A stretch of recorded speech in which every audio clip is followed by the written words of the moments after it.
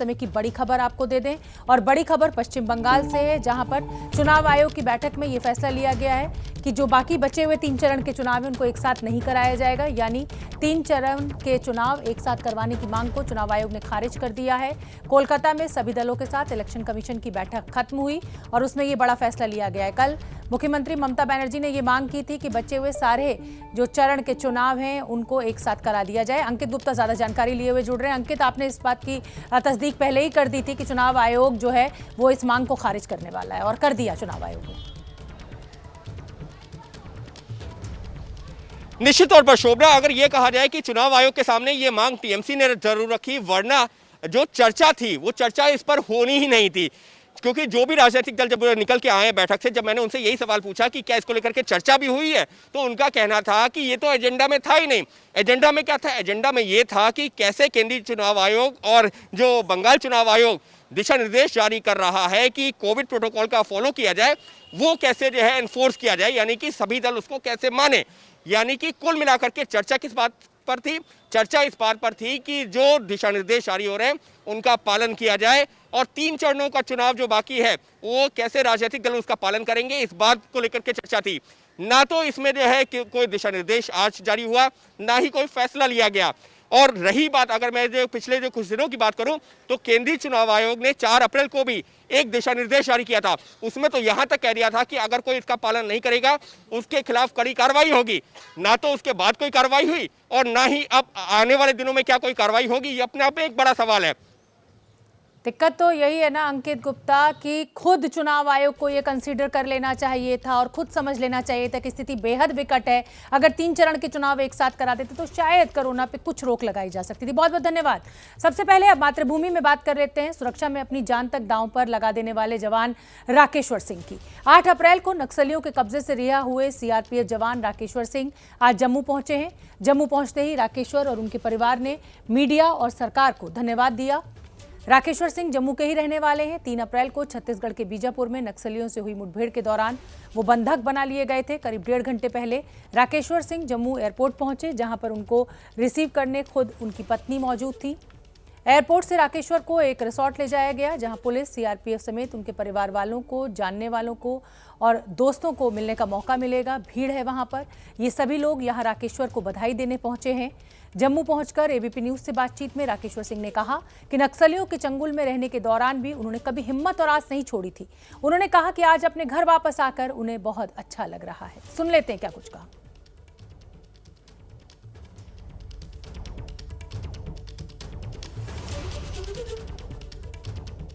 हम आपको सुनवाएंगे राकेश्वर सिंह ने क्या कहा, लेकिन उससे पहले मैं ये 2 तस्वीरें आपको दिखाना चाहती हूँ। राकेश्वर सिंह ने मीडिया से जब बात की तो उन्होंने धन्यवाद दिया मीडिया का भी और सरकार का भी, और उन्होंने कहा कि जिस समय मैं चंगुल में था 1 मिनट के लिए भी मैंने अपना हौसला और आस नहीं खोई।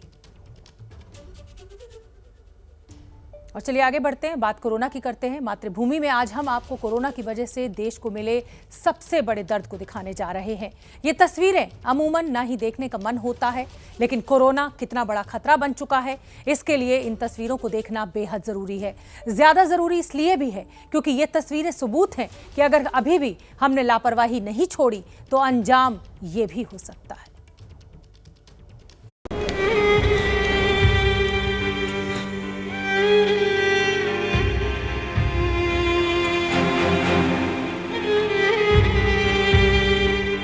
शहर दर शहर एम्बुलेंस लाशों को ढो रही हैं। वजह है कोरोना।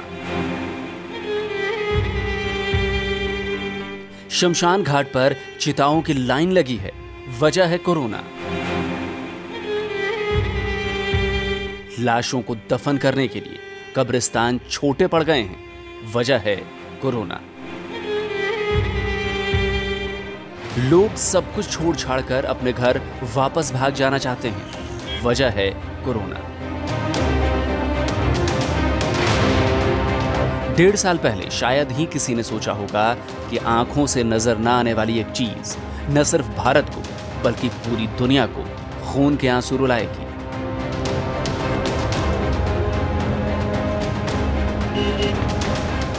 डेढ़ साल पहले शायद ही किसी ने सोचा होगा कि उनके जिस करीबी को मौत ने छीन लिया, आखिरी बार उसका चेहरा तक देखना नसीब नहीं होगा। कोरोना ने सिर्फ लोगों की जान नहीं ली है, बल्कि परिवार वालों को ऐसा जख्म दिया है जिसे भूलना ताउम्र मुमकिन नहीं है। ये तस्वीरें दिल्ली के निगमबोध घाट की हैं और यकीन मानिए तस्वीरें बेहद भयावह हैं। भीतर जल रही चिताओं की अग्नि कम होने का नाम नहीं ले रही। लाइन इतनी लंबी है कि लोगों को शवदाह के लिए घंटों इंतजार करना पड़ रहा है। राजधानी दिल्ली में कोरोना की स्थिति बद से बदतर होती जा रही है। ये कहना गलत नहीं होगा कि राजधानी दिल्ली में इस वक्त कोरोना को लेकर स्थिति बेहद ही भयावह हो गई है। इस वक्त हम राजधानी दिल्ली के निगमबोध घाट में मौजूद हैं और हमारे सामने तस्वीरों में जो चिताएं जलती हुई आपको नजर आ रही हैं, हम आपको बता दें कि ये सभी कोविड मरीज रह चुके हैं और कोविड के चलते इन सभी लोगों ने अपनी जान गंवा दी है। यहाँ पर आप देख सकते हैं, अगर दाईं तरफ आपकी हम नज़र घुमाएं तो देखिए यहाँ पर आपको कतार से एम्बुलेंसेस नज़र आएंगी, बहुत सारी एम्बुलेंसेस नज़र आएंगी आपको। यहाँ पर एक के बाद एक एम्बुलेंस के आने जाने का सिलसिला जो है सुबह से ही निगमबोध घाट पर लगा हुआ है। शवदाह गृह की भट्टियों से निकलता धुआं इतना ज्यादा है कि आसपास का आसमान धुंधला हो गया है। हर तरफ मातम छाया दिखता है, डर का माहौल नजर आता है। राजधानी दिल्ली की अगर हम आपको बात बताएं तो देखिए राजधानी दिल्ली में प्रतिदिन कोरोना से होने वाली मौतों के आंकड़े लगातार बढ़ते जा रहे हैं। स्थिति बेहद ही भयावह और डरावनी हो गई है। अगर हम पीछे भी आपको तस्वीरों में दिखाएं, देखिए एक तरफ यहाँ जो ये लोग पीपीई किट्स पहन रहे हैं, वही दूसरी ओर देखिए एम्बुलेंस ही एम्बुलेंस आपको हर जगह यहाँ पर नजर आएगी।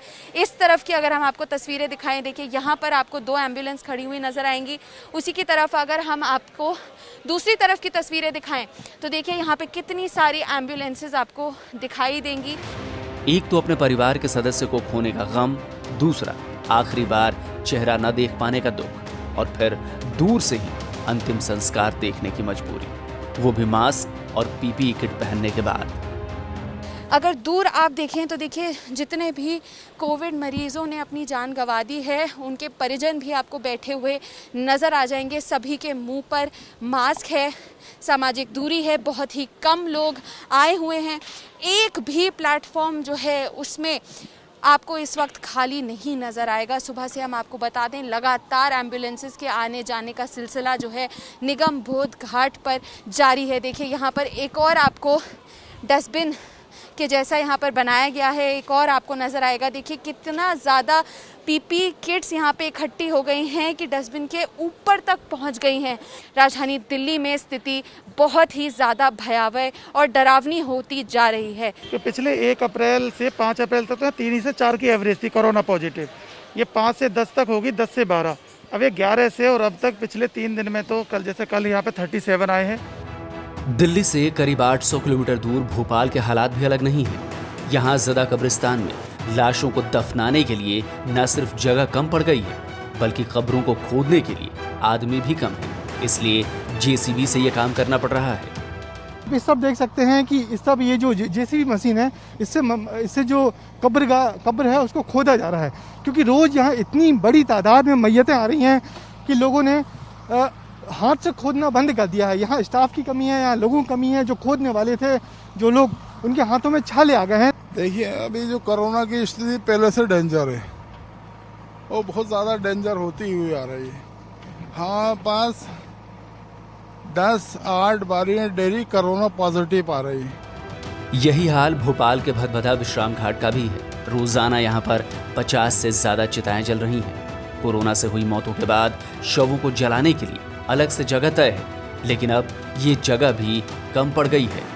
कोरोना की भयावहता समझी जा सकती है शमशान घाट में आकर। हम भोपाल के भदभदा विश्राम घाट पर हैं और यहाँ देख सकते हैं मेरे पीछे आपको लगातार चिताएं जल रही हैं, और ये चिताएं दिन भर से जल रही हैं और देर रात तक जलती रहती हैं। वजह है कि जिस तरीके से लगातार मरीज आ रहे हैं, लगातार दम तोड़ रहे हैं, और उन सबको यहाँ पे अंतिम संस्कार किया जाता है। एक दिन में यहाँ अभी तक, यदि मैं आज की बात करूँ तो अभी तक 52 बॉडी आ चुकी हैं। सभी कोरोना मरीज थे और उनके बाद 52 शरीरों को तभी अंतिम संस्कार किया जा सकता। आने वाले समय में और कितना बढ़ेगा इसका अंदाजा लगा नहीं सकता। भदभदा विश्राम घाट पर कल कोविड वाले 72 शवों का अंतिम संस्कार किया गया। बाकी दूसरे विश्राम घाटों पर भी यही हाल रहा। रात में भी चिताओं का जलना जारी रहा। ड्रोन कैमरे से रात में शूट की गई तस्वीरें बता रही हैं कि भोपाल में कोरोना त्रासदी का असर कितना भयानक है। सरकार कह रही है 4 मौतें हुई हैं, जबकि फोटोज़ में आप देखेंगे कि उसमें 45 से ऊपर तो बॉडी एक साथ एक ही शमशान घाट में जलती दिख रही है। नीचे से तो इतना समझ में नहीं आता, ऊपर ड्रोन से जब देखा एक साथ 45-50 जलती हुई, आप कल्पना नहीं कर सकते उसकी। मतलब वो दृश्य देख के रात भर नींद नहीं आई। ऐसी हालत सिर्फ इन्हीं 2 शहरों की नहीं है, बल्कि करीब करीब हर शहर में यही हो रहा है। देश भर में कोरोना के टीके लगाए जा रहे हैं, लेकिन बावजूद इसके रोज कोरोना के नए रिकॉर्ड बन रहे हैं। पिछले 24 घंटे में देश में कोरोना के 2,17,353 केस आए हैं। पिछले 24 घंटे में देश में 1185 मरीजों की मौत हो गई है। देश में इस वक्त कोरोना के 15,69,743 एक्टिव केस हो गए हैं। कोरोना से बिगड़ रहे हालातों का जायजा लेने के लिए केंद्रीय स्वास्थ्य मंत्री डॉक्टर हर्षवर्धन ने दिल्ली एम्स का दौरा किया। उनका कहना था कि पिछले साल के मुकाबले मामलों की संख्या बढ़ने की रफ्तार भले ही तेज है, लेकिन हमारे पास पिछली बार के मुकाबले तैयारी ज्यादा है। पिछले साल में आप जानते हैं कि जब हमने कोविड के खिलाफ जंग शुरू की तो हर फ्रंट पर हमारे पास तकलीफ थी, कमी थी, लेकिन अनुभव से हम लोगों ने सीखा कि चैलेंज को जो है अपॉर्चुनिटी में बदला जा सकता है। 15-20 लाख से ज़्यादा डेडिकेटेड कोविड के बेड्स क्रिएट कर दिए सारे देश में। PPE kits, N95 mask, ventilators, पर्याप्त टेस्टिंग के लिए लेबॉर्ट्रीज़, पर्याप्त टेस्टिंग के लिए किट्स और बाद में अभी वैक्सीनेशन, ये सारी चीज़ें हम लोगों ने 1 साल में क्रिएट की। अभी जो है हम लोग ये एसेस कर रहे हैं कि हमें और क्या क्या चीज़ें हम लोग और एडवांस में भी स्ट्रेंथन कर सकते हैं। जाहिर सी बात है, हालात अभी और ज़्यादा ख़राब होने का अंदेशा है। इसलिए एबीपी न्यूज़ आपसे अपील करता है कि घर में रहें, बाहर निकलें तो मास्क का इस्तेमाल ज़रूर करें और हमेशा सोशल डिस्टेंसिंग को याद रखें। तो डॉक्टर हर्षवर्धन का दावा है कि तैयारियां पूरी हैं, हमने 1 साल में अच्छी तैयारी कर ली है, लेकिन जमीन का जो सच है वो कुछ और ही बयान कर रहा है। कोरोना काल में सबसे बड़ी समस्या यही है कि कोरोना के सबसे खतरनाक दौर में भी लोग नियमों का पालन नहीं कर रहे हैं। सरकार की तरफ से आदेश जारी होते हैं, लेकिन मुंबई और दिल्ली से जो तस्वीरें आ रही हैं उन्हें देखकर तो ऐसा ही लग रहा है कि लोगों को इसकी परवाह बिल्कुल भी नहीं है।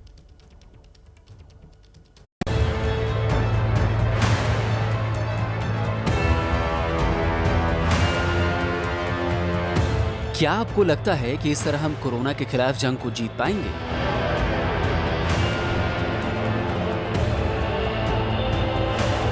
क्या आपको लगता है कि ऐसे हम कोरोना की चेन को तोड़ पाएंगे?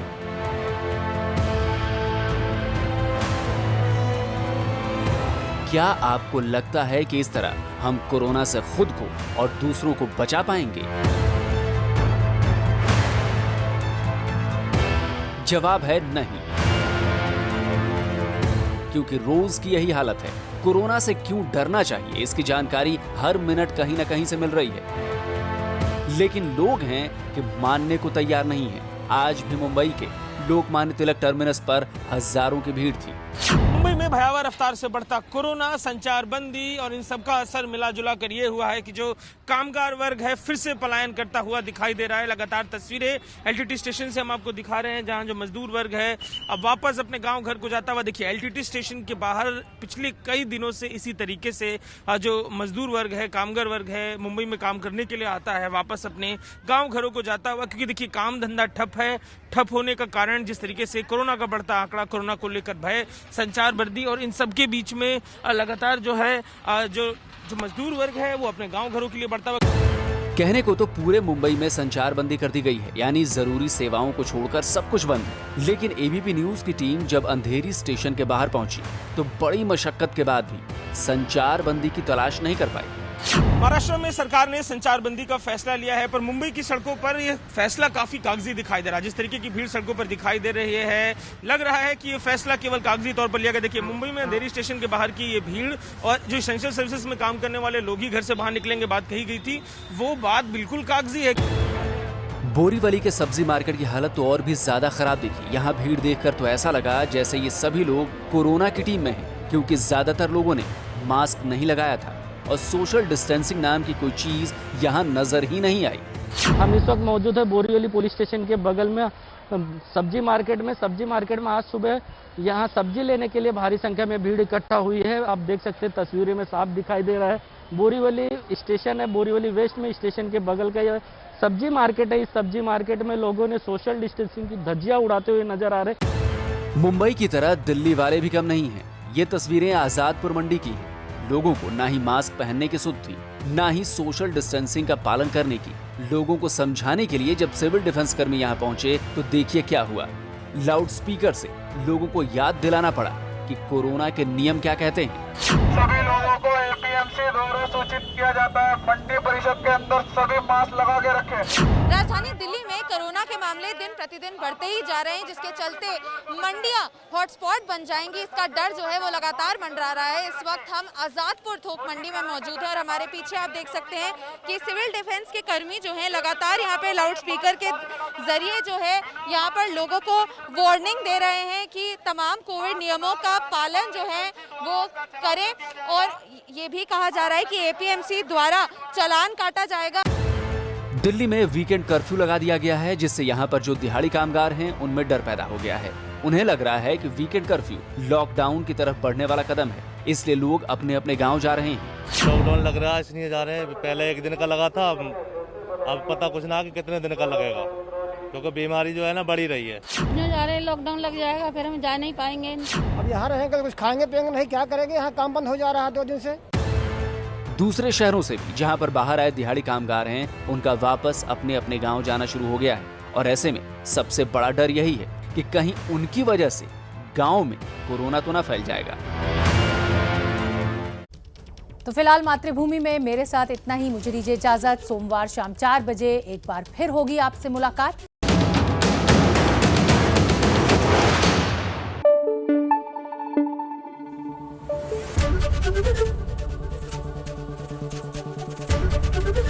एबीपी न्यूज आपको रखे आगे।